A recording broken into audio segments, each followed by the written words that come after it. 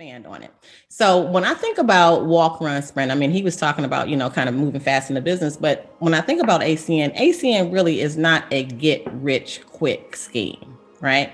It is something that you need patience, you need perseverance. I mean, it's going to take a while to build that juicy, meaty residual income, right? But and we live in an instant society, so it really is a challenge. Like, even though we know food tastes so much better when we warm it up on the stove, we put it in the microwave.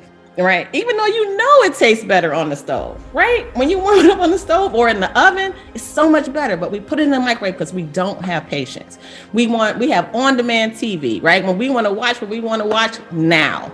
So there's on-demand TV. There's HOV lanes on the highways. You want to move fast. So we are just a society that's just addicted to speed.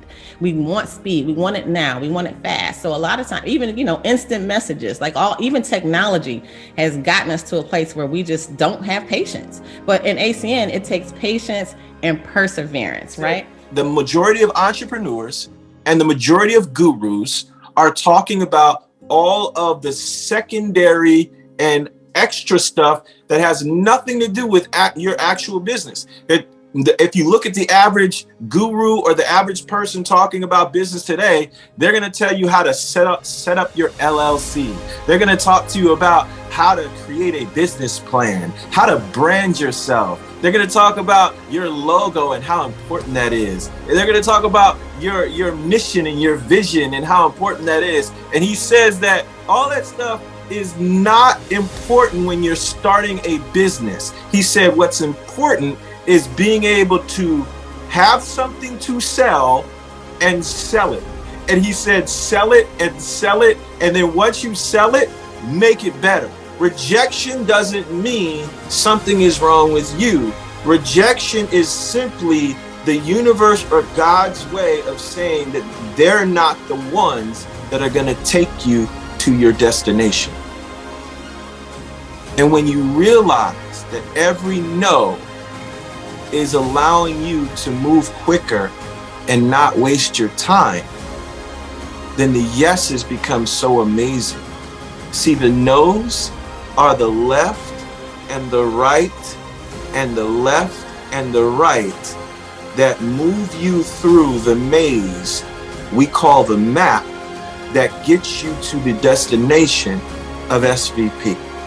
And when you understand the power in what I just said, you will be grateful for the no's, because the no's will move you further to the yeses. And in fact, the no's will create chisel by chisel, piece by piece, the person you need to become to attract the yes that is looking for the leader that you are not yet. How many revenue streams will they tell you you need to have? There's a magic number. There's a number I hear all the time. 7, am I right? They say you should have a minimum of 7 income streams, right? You have an income stream in ACN for electricity.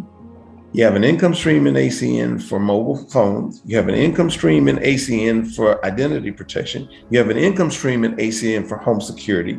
You have an income stream in ACN for bonuses, residual income, and last for business, you have an income stream for credit card processing, at least 7. There are actually more.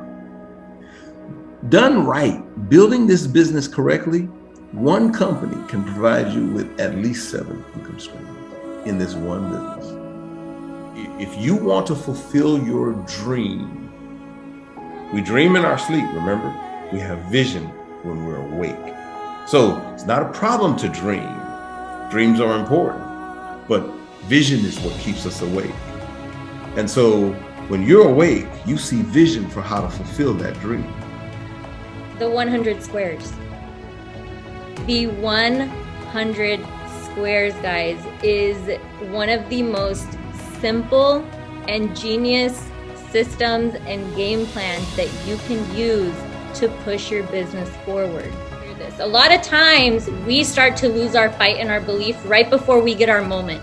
We start to give up right before we get our chance, because we know it gets the hardest right before you're about to have your breakthrough. The breakdown always comes before the breakthrough. So how many of us have felt captured before? It could be by anything. It could be by the day-to-day grind. We get up, go to work, come home, eat, and sleep. We look forward to the weekend because you ain't got to go to work. You're wasting 5 days because you're looking forward to 2 days because the whole week we're performing. We're so trained and wired that one day when our chains are off, we don't even realize it, and we put ourselves back into the cage. We dream about how it's going to be one day. One day I'll take my family to Disneyland. One day I'm not going to be stressed out about paying the bills. One day I'm going to be able to go get a full tank of premium gas and not worry about it. One day I'm going to have the dream car that I want. One day I'm going to pay off all my debt. One day I'm going to have my dream home. But then one day is going to turn into someday. And Oprah says it's one day or day one, and you get to decide that. So you can say, this is it, or you can say, this is it. People don't get into the business because of business. They get in business because of people. I don't care what business you do. Anybody business that thrives, you'll find that they are the greatest servant in their leadership of helping other people and supporting other people. And it's really, it goes back to the old adage, people will never remember what you say. They'll always remember how you made them feel. When they ask you what you do, it has to be masked in why you do it. And it has to start with a bullet point. What I do is residual income. You know why? I get paid in my sleep. It's a very simple conversation. He led with the Wright brothers. He led with the fact that Martin Luther King, he showed up on the White House lawn. He didn't have text messaging. He didn't have cell phones. He didn't have the internet. He didn't even have a phone. He didn't have a billboard. He didn't have a way of being, he didn't have Instagram. He didn't have a Twitter. He didn't have Facebook. And he still got hundreds of thousands of people to show up at one time on the White House lawn. Why? Not because of what he was doing. Did they show up for Martin Luther King? No, they showed up because of themselves. They believed in what he believed in.